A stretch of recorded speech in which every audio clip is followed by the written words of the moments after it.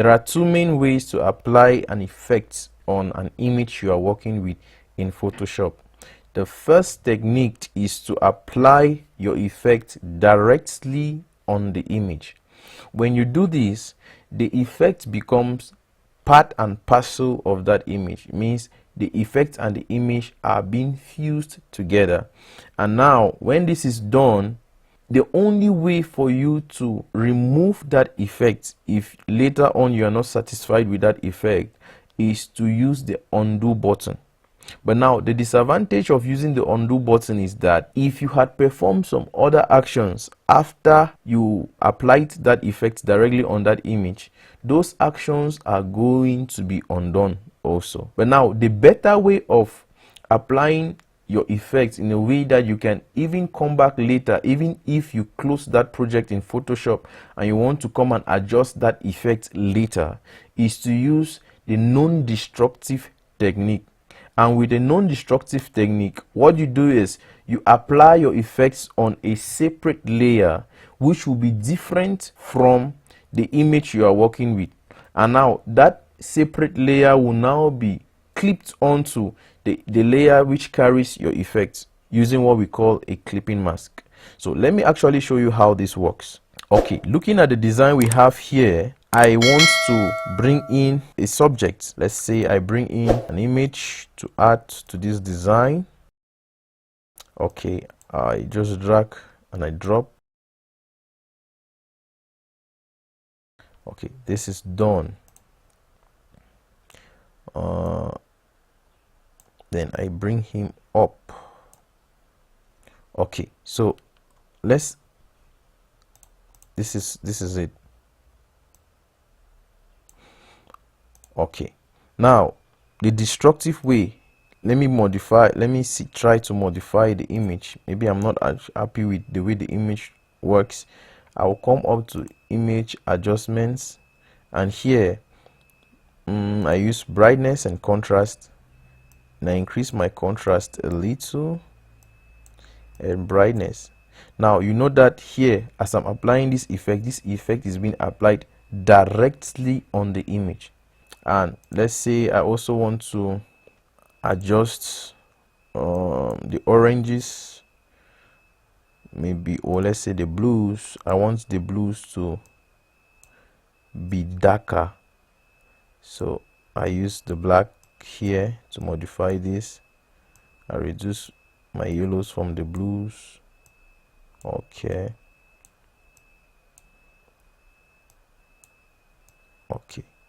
let me see, this is what I finally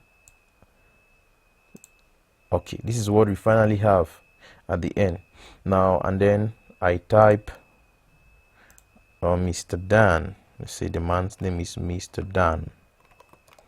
Okay, I type Mr. Dan and I create this to write the date. Let's just say August. No, let's say July 2023.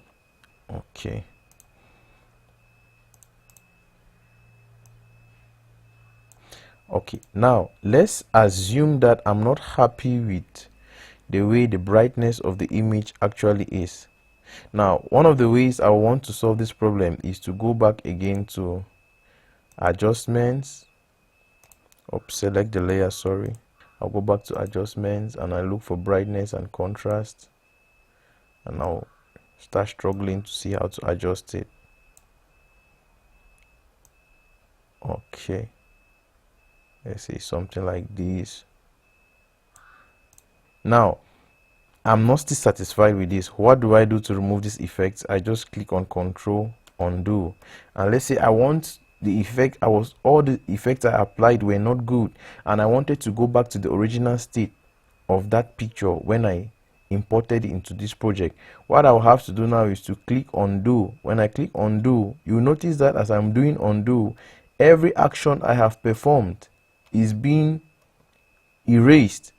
Now to reset that image back to the original image that I brought into my my project. You see, that is a destructive way of working, because that effect was applied on that image and there is no way you can actually change that effect which you put without undoing every action which you did after applying that effect. But now let me show you another way you can apply these very same effects. There are two ways that you can apply this very same effect in a non-destructive way. Now the first way you want to do is to convert this image into a smart object. So you right click here, you click on convert to smart object. Now when you convert the image into a smart object, now you can now go up to the image adjustment, and then let's say we use brightness and contrast like we did last time. Okay, I increase my brightness to this level and I adjust my contrast now, and then come again. Maybe I want to do selective color to improve on the color of the jeans. I go to the blues, make it darker, bring down my yellows. Okay, magenta.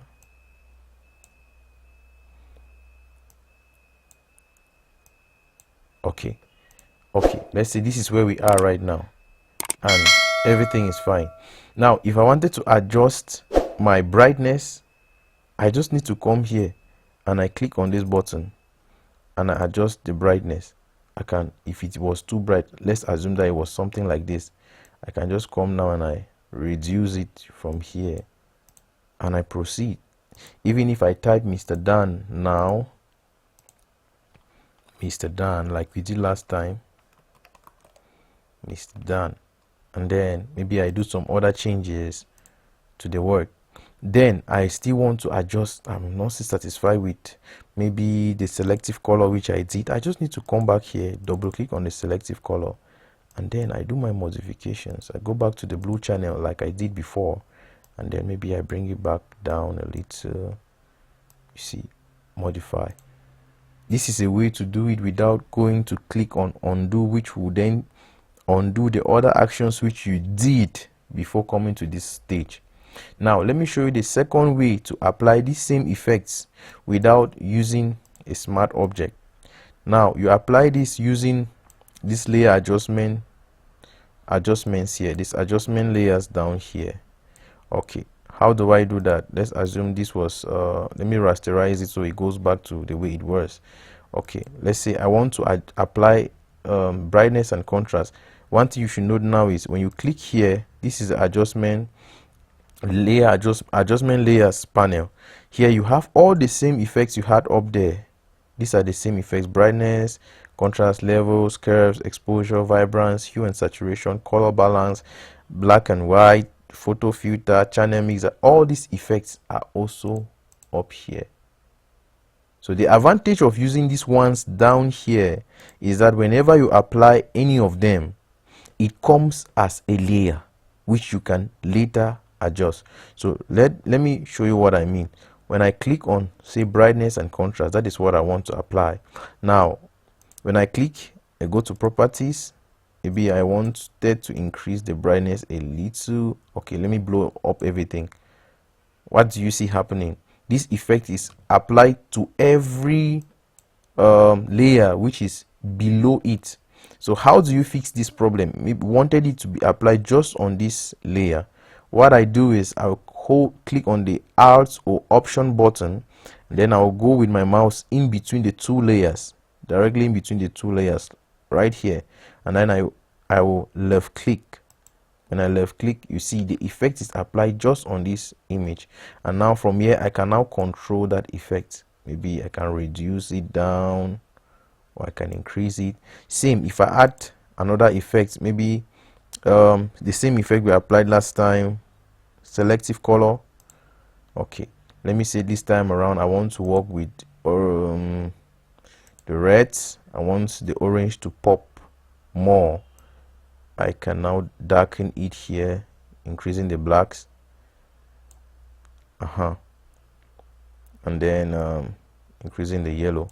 So you see now this effect now is also being applied on every layer below. What I will do now also is to hold the Alt or Option key and I click. So it's being clipped on these layers. So everything is now affecting just this layer. You see, as I toggle left and right, you see it's affecting just this layer. And now another cool thing too with this method is that you can actually control the area where you want that effect to be applied. For instance, I don't want his face to look too orangey like this. I wanted the face, I wanted just this his orange orange hoodie to look like this. I don't want his face to look orangey. What will I do? I'll just click on this layer mask, because one thing with adjustment layers is that adjustment layers, when the effect is applied, it comes with a mask, and a mask is used to hide a certain part of the object which you don't want to see. So I just need to my brush. I take my brush tool. When you use black on a mask, it hides the effect. Like if you don't want this effect, this is the layer carrying the effect. So if I don't want this effect to apply on a certain portion of this image, what I will do is that I will go to that place where I don't want the effect to apply and I'll paint in with black. So this is what will happen. So as I paint with black, you see the orange on his face has reduced. You now see that the orange now applies only on this orange part of his shirt and on the jacket that he's putting on. So this is a very nice way to work with effects. So you don't want to work in a way that you go and apply an effect and the effect disturbs or the whole image, and you are now confused on how to reduce it. When you use adjustment layers, it is so advantageous to a level that you can control everything. Let's say, okay, I want to work on these jeans again.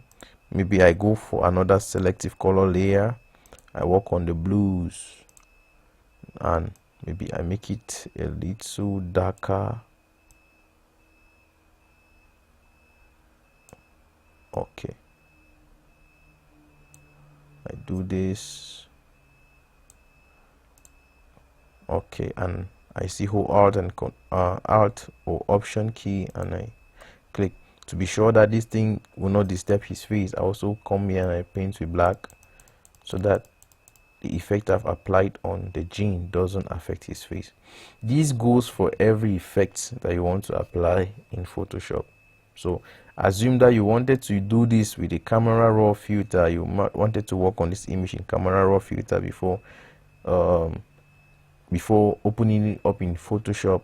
Convert it to a smart object, go to filters, then you apply your camera raw filter too. Even with the blur, let's say you wanted to blur this image and you want it to be in a way that you later on come back and use the image without having a problem. Just convert it to a smart object like that. You go to filter, blur gallery, Gaussian blur.